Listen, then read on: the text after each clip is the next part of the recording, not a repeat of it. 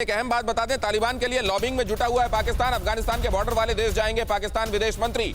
4 देशों के दौरे पर विदेश मंत्री Shah Mahmood Qureshi. Tajikistan, Uzbekistan, Iran, Turkmenistan का दौरा।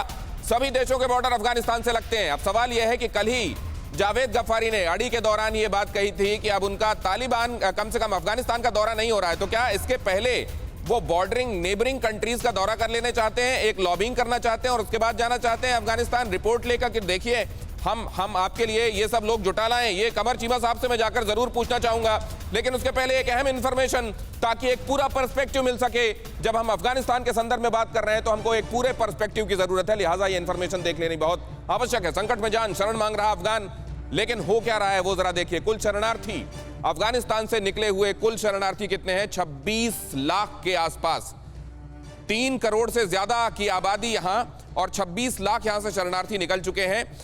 जून 2021 के ये यूनाइटेड नेशंस का जो हाई कमीशन है रिफ्यूजीज के संदर्भ में, उसके हिसाब से जो आंकड़े हैं वो मैं आपको बता रहा हूं। ब्रिटेन 20,000 को अकोमोडेट करने के लिए कह रहा है कि हम 20,000 को बसा लेंगे। 20,000 लोगों को ब्रिटेन बसाने के लिए कह रहा है। अमेरिका कह रहा है 30,000 ऐसे लोगों को जिन्होंने अमेरिका की मदद की है, अफगानिस्तान के रहने वाले हैं और अभी संकट महसूस कर रहे हैं, वो आ जाएं, हम उनको बसा लेंगे। कनाडा कह रहा है 20,000 को हम पनाह दे देंगे। आप देखिए ये कंट्रीज क्या कह रही हैं। मैंने एक तरफ आपको ये दिखाया कि ओआईसी से जुड़ी हुई कंट्रीज 54 कंट्रीज कह रही हैं मत आना इधर। पाकिस्तान जैसी कंट्रीज सीधे सीधे मना कर रही हैं मत आ जाना। और इधर नॉन इस्लामिक कंट्रीज, वो कंट्रीज जो असल में इस्लामिक कंट्रीज नहीं है, वो कह रही हैं आ जाओ हम शरण देंगे। खैर, भारत जो आएगा उसे शरण देंगे। भारत ने वैसे भी शरणार्थियों के लिए शरण गए प्रभु ताहु न त्यागा, विश्व द्रोह कृत अग जहि लागा, ये हिंदुस्तान का अपना नजरिया है। अल्बानिया अपने हिस्से का बोझ उठाएंगे, अल्बानिया कह रहा है। ये कंट्रीज तैयार हैं, लेकिन ओआईसी से जुड़ी हुई कंट्रीज। ताजिकिस्तान कह रहा है 1 लाख को शरण देंगे, सीमा मिलती है, समझा जा सकता है वो किस तरीके से दे रहा है। मैसेडोनिया 450 को वो कह रहा है कि हम शरण देंगे। अब ये कंट्रीज, कतर खैर एमिरेट्स में आता है, 8,000 लोगों को पनाह देने के बारे में वो कह रहा है।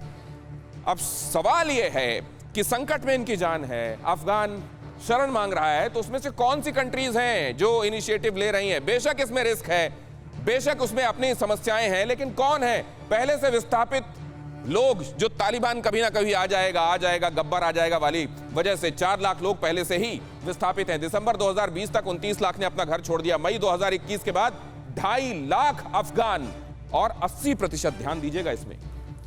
और वो लोग जो कह रहे हैं कि तालिबान आ गया और तालिबान वहां संभाल लेगा, बदला हुआ चेहरा है। 80% महिलाएं और बच्चे हैं जो मुल्क छोड़कर गए हैं। अब अगर इसकी रोशनी में हम देखें तो सच्चाई क्या है?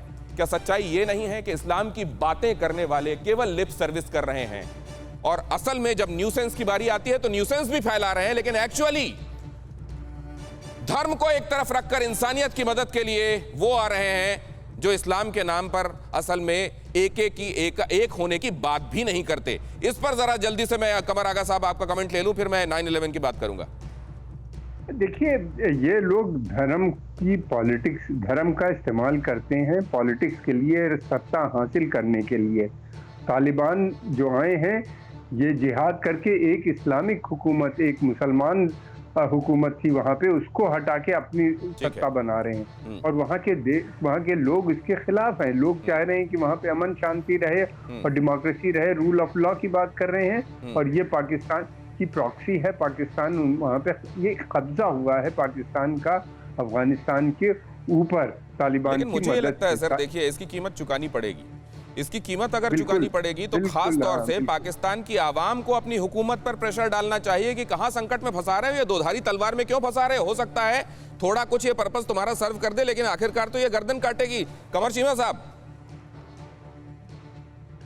जी जनाब, सवाल सुन पाए आप मेरा?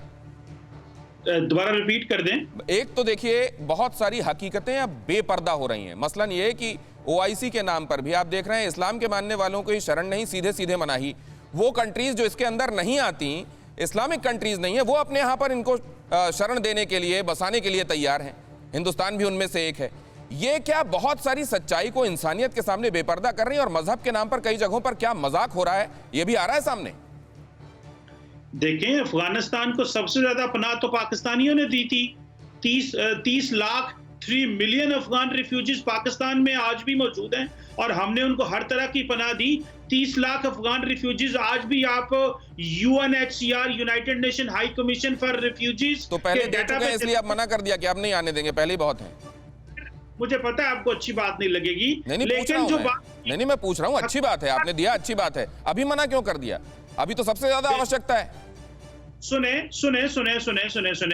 देखिए, उस वक्त पाकिस्तान की पॉपुलेशन और थी, आज पाकिस्तान की पॉपुलेशन और है।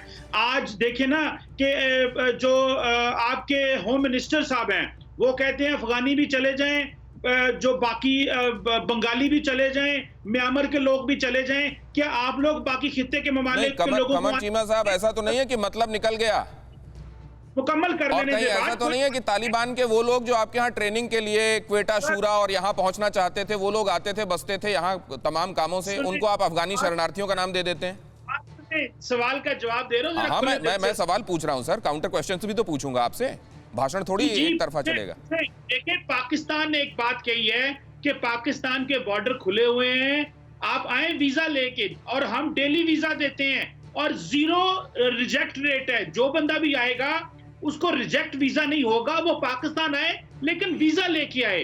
अगर कोई बगैर वीजे के पाकिस्तान आएगा उसको आने नहीं देंगे। वैसे 100% पाकिस्तान का वीजा मिलता है अफगानियों को, क्योंकि वहां पे हेल्थ फैसिलिटीज नहीं है, वो पढ़ने आते हैं, वो बिजनेस करने आते हैं, तो हम वेलकम करते हैं। हाँ, OIC की बात से मैं एग्री करता हूं आपसे कि OIC मतलब वो आदमी जिसकी जान पर बनी हुई है, जिसके गर्दन पर तलवार है, बंदूक तनी हुई है, वो आए, आपके यहाँ प्रोसेस से वीजा लगवाए और पाकिस्तान में आ जाए। आपने किसी को मना नहीं किया। बहुत अच्छी बात कही है आपने कमर चीमा। हमने की गलती फिर एक बार, कोरोना ने किया दोबारा प्रहार। मास्क, 2 गज दूरी, करें अपनी सुरक्षा खुद। कोरोना टीका हम सबको लगाना है, मिलकर साथ समझदारी से कोरोना को हराना है।